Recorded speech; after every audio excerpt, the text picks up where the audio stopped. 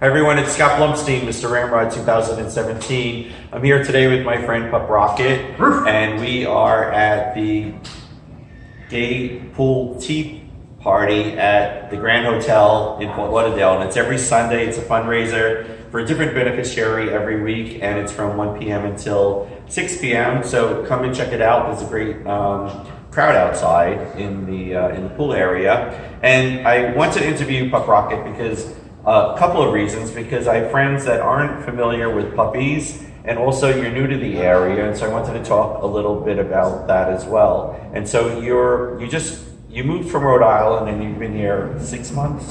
Yeah. So 6 months already. And what was the leather and fetish scene like in Rhode Island before you left? It was actually pretty good. We had a pretty strong scene with a lot of different types of people from a lot of different walks of life. However, it's a much bigger scene down here. Did they have events every week like we have? Sometimes we have 4 events on a Saturday to choose from. Not as much, but there is always something going on. That's great. Yeah. And that would be in Rhode Island, or would it be another bigger city or a bigger state? Boston and Rhode Island are only 45 minutes apart. Okay. So there was a lot of back and forth between Boston and Rhode Island, and even New Haven, Connecticut. What about clubs? There was our Eagle in the Providence, Rhode Island is amazing. And leather clubs and puppy clubs? There's a lot of different leather clubs up there. And a lot of the leather clubs up there, it's for Boston, Providence, Connecticut, those 3 states. The whole region? Yeah, between Connecticut, Rhode Island, and Massachusetts, there's a lot of stuff going on. Well, you moved to South, you came here on vacation, is that correct? And then decided to move here. And you kind of took to it like a fish to water. You had contacts and you had support. I have friends. Well, what would you say? People that come on vacation decide, I'm going to move to Fort Lauderdale because it's so much fun and there's so many bars and the gay scene is... And there's no snow. Right. And the weather's great and the beaches. But then they think that it's going to be paradise. And then a year later, they brought their problems with them. They wind up moving back or moving somewhere else. What would you say to people that come here on vacation and they decide that they want to move here? So what you just touched on, I guess, is situational. Some people move to escape their lives. Mm-hmm. I didn't move to escape anything. I moved because, well, I did snow. The weather. I moved because of the weather.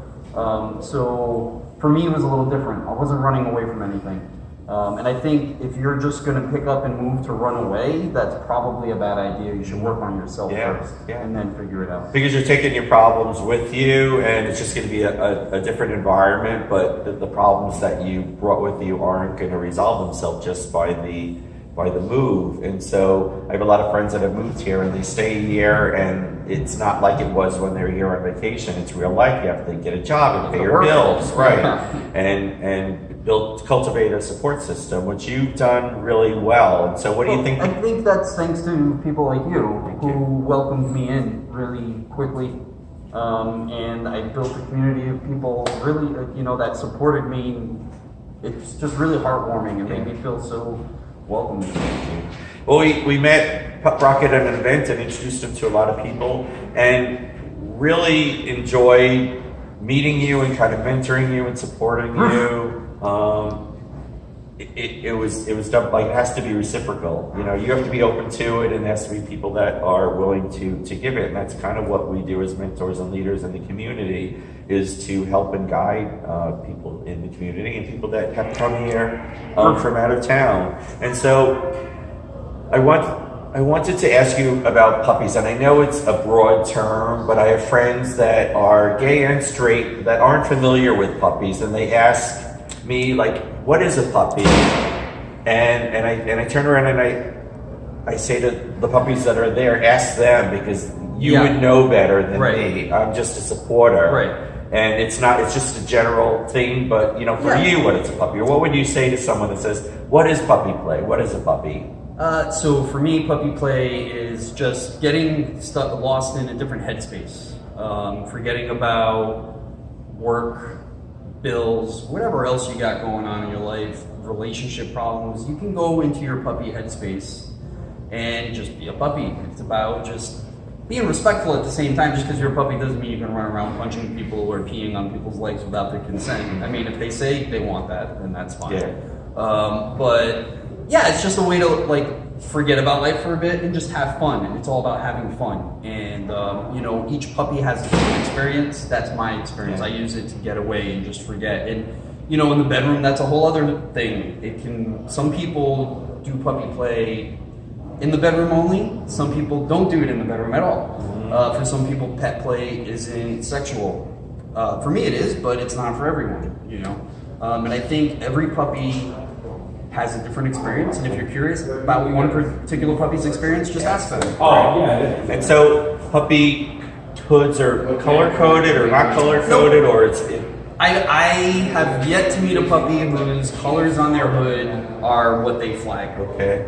Some people do, but that's not a hard and fast rule. For me, it kind of worked out with the gray because I am at the bondage. I love tying puppies up, but it's not always the thing. You know, everyone's a little bit different with that. You can color code, but I see a lot of crazy colors on hoods, and it's because they like pretty colors. Yeah. And also, as advice for someone that's interested and wanting to explore, what would you say to them? So for me, it started about 3 years ago. I was at a Pride event. I saw puppies dancing, and I was like, I need to know what this is. And then they came up to me and started dancing with me. They were so playful. I did a lot of YouTubing. Pup Amp, What's the Safe Word, is a great YouTube channel. He talks about puppy play a lot, and there's puppyplay.info is a whole website just dedicated to learning about puppy play. Okay. And then that was it. I started meeting other puppies, and here we are. Well, I am a big fan, and I've noticed when I go to MAL and IML that there are vendors. It's a big business. There's videos. It gets bigger and bigger every year.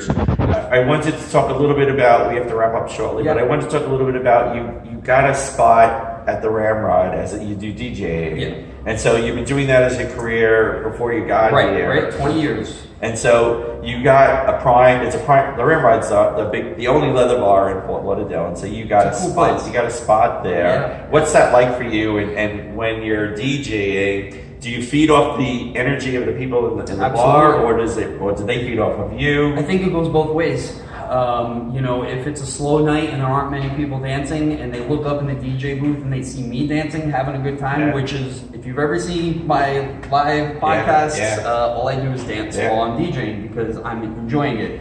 And that oftentimes leads to people dancing. And then when the dance floor has people dancing, I feed off of that, they feed off of me, and it becomes this whole awesome experience. And who doesn't love a puppy? Right. So who doesn't? As a last minute or last moment thing to offer to the community or to puppies, or anything that you'd like to say to our audience?